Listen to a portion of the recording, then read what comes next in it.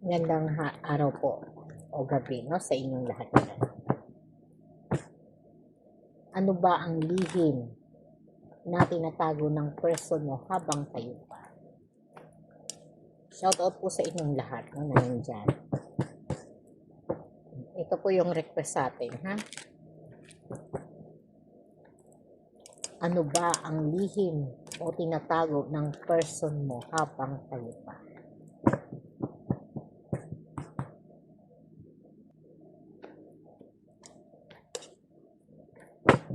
Ito yung energy, no, na pag tinignan mo, no, masaya, na masayang energy, no, masaya, no, na pagsasama, pero sa likod nun, ha, may mga nangyayari po, no, o may mga kaganapan, ha, na medyo naitatago, no. Yan, lumabas na at bumungad na yung mga emosyon, no, na sa ngayon, no, sobra, no, sobra yung sakit, no, na parang lumong-lumo ka dito sa koneksyon na meron sa inyo, no, dahil ang alam mo, no, habang kayo maayos yung connection ninyo, pero nung nalaman mo, no, at nangyari na ito ay sumingaw, no, ay talagang halos madurog, no, ng pinong-pino ang puso mo, no. At syempre, no, dito mo naramdaman o dito mo na experience, no, yung sobrang kapaguran, no, kapaguran ng isip, kapaguran ng puso na halos talagang nakakapanglumo, no, dahil hindi mo aakalain, no, na itong mga pangyayari na to sa connection ninyo ng partner mo o ng boyfriend mo, no, ay mangyayari o magaganap sa inyo, no, no, parang ah, talagang hindi inaasahan, no, na sa sitwasyon, no, na talagang dumating po, no, na talagang andoon, no, na yung energy na talagang sinabi mo sa sarili mo, no, na talagang aalis ako dito sa connection na to dahil ako ay niloko, dinaya, no, habang kami, no, habang ipinapakita niya na masaya siya o meron kami, no, at nangangarap, no, na talagang andoon, no, yung masayang pagsasama, mapagmahal ay talagang sa kabila pala noon, no? Lahat po pala yun ay pagkukunwari lang, no? Pagkukunwari na puro pangako, no, na talagang puro kasinungalingan, no? At puro ano, no, pangako na hindi kayang tuparin, no? Hindi kayang tuparin na parang singaw lang po, no, sa kanyang bibig o sa kanyang puso, no, yung masaya connection o katapatan, no, na akala mo ay mananatili sa kanya, no. Pero dumating, no, o naintindihan mo, no, dahil narinig mo sa iba o nakita mo mismo, no, sa iyong mga mata yung mga pangyayari, kasi itong person mo na to, no, ay malihim, no, malihim, hindi siya nagkikwento sa iyo, no. Talagang 'pag tinanong mo siya, 'no, at kinaharap mo siya, nakangiti pa siya, 'no, na talagang ipinaparamdam niya sa'yo na mahal ka niya, 'no, na andito lang ako, sweet lang ako sa'yo. Pero, 'no, hindi mo aakalain, 'no, na talagang ah, may itinago siya sa'yo, 'no. Ang tinago niya sa'yo yung opportunities, 'no, na magtiwala ka ng buo sa kanya, 'no.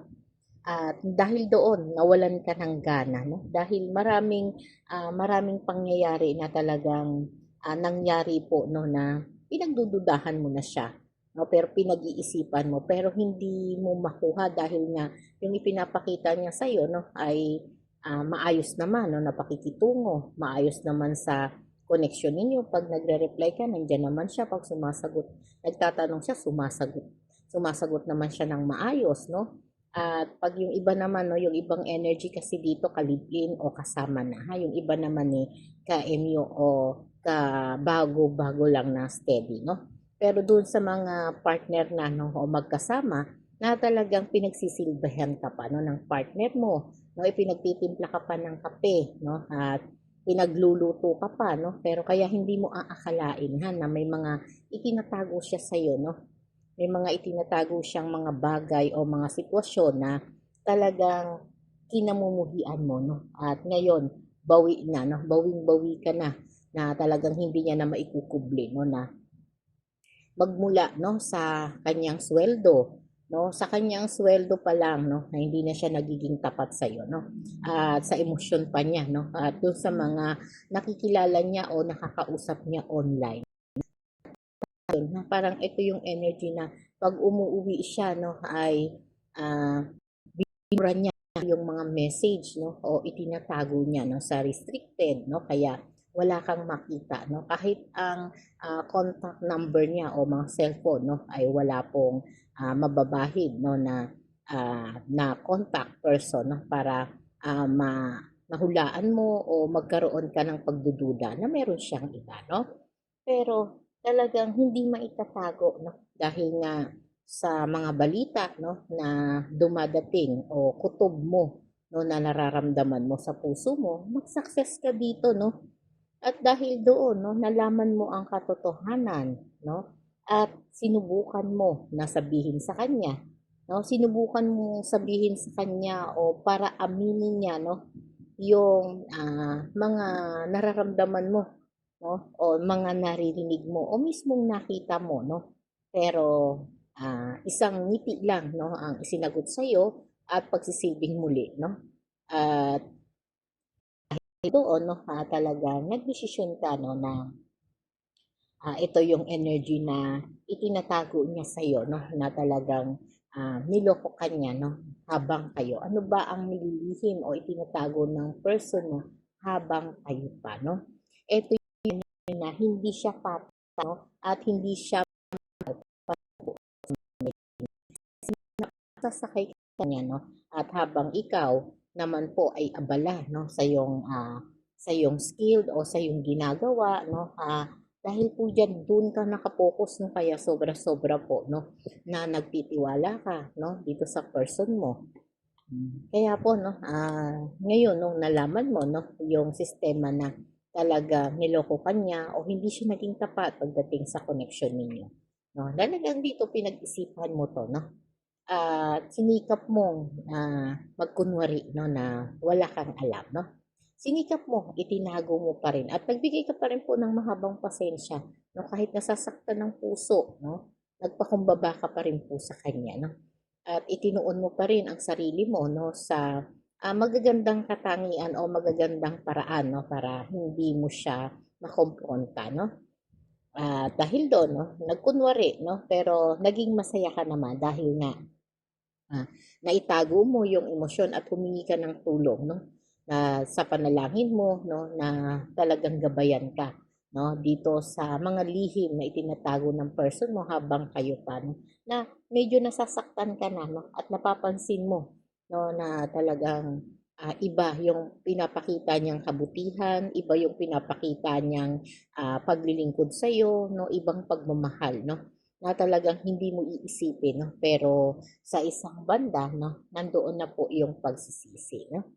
Yung pagsisisi na habang tinatago ng person mo, no, yung mga lihim na yon para sa iyo, no, ay dumating, no, sa sitwasyon na talagang lumabas, no, lahat ng insecurities niya sa iyo. O lumabas lahat ng mga itinatago niya at mga salita, no, na talagang hindi mo aakalain, no, nasasabihin niya at magmumula mismo sa kanyang bibig, no.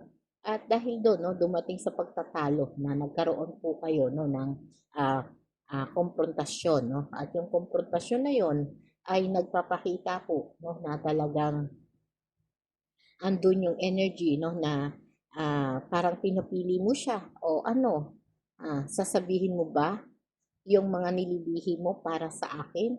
Pero yun nga, no, ay wala pong nangyari, no. At yun, hindi niya natupad, no, yung mga pangako niya at hanggang gusto niya na lang kalimutan o hayaan na lang, no. Hayaan na lang po yung mga nagawa niyang pagkakamali, no, dahil nga ikaw naman po ay nagmahal, no, at mapang-unawa, no, kaya anuman yung nililihim ng person o tinatago ng person mo para sa iyo, no, o habang kayo, no, ay hindi mo na lang ito, no, aalamin pa sa susunod, no. Kung baga, sabi nga ng energy mo, no, mahirap magmahal, no. At yung pagmamahal na yon, no, ay nagiging pasakit na lang po sa buhay mo, no? Kaya parang minabuti mo na lang, no, dito sa energy na to, no, na talagang ah, sabayan na lang siya, no, sa lahat ng gusto niya, sa lahat ng mga ginagawa niya, no? Kaya parang mas pinili mo na lang na mag-move on na lang, no? At hayaan na lang siya kung ano yung mga lihim niya sa buhay, no, habang kayo pa.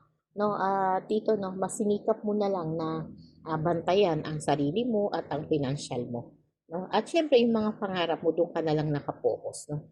Kaya hindi ka na masyadong affected, no, sa anumang mga lihim na ginawa niya sa iyo, no, yung mga pagtatago niya, no, at kahit disappointed ka rito, no, mananatili ka pa rin, no, talagang may tiwala sa sarili mo, may kakayahan, no, at matapang, no, at ganun pa rin po na talagang kaya mong proteksyonan, no, ang iyong boundaries, no, at ito po ay napakabuti, no, para sa isang koneksyon at relasyon, no. Kaya ano man ang nililihim o tinatago ng person mo habang kayo, no, siguro mas mabuting wag mo na lang alamin, ha.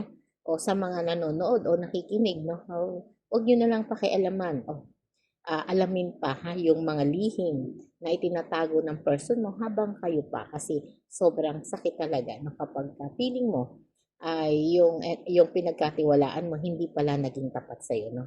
Medyo nakaka-stress, no, at nakakapagod, no. Pero hindi mo rin naman kayang hiwalay kaya siguro hayaan mo na lang o pagpasensyahan mo na lang, no. O kaya mag-iba, no, nabigyan siya ng hindi na maulit, no? Pero wag ka na lang ulit magtitiwala, ha? At manatili pong tapat sa iyong sarili, no? Sa lahat ng iyong ginagawa. Okay po, marami pong salamat.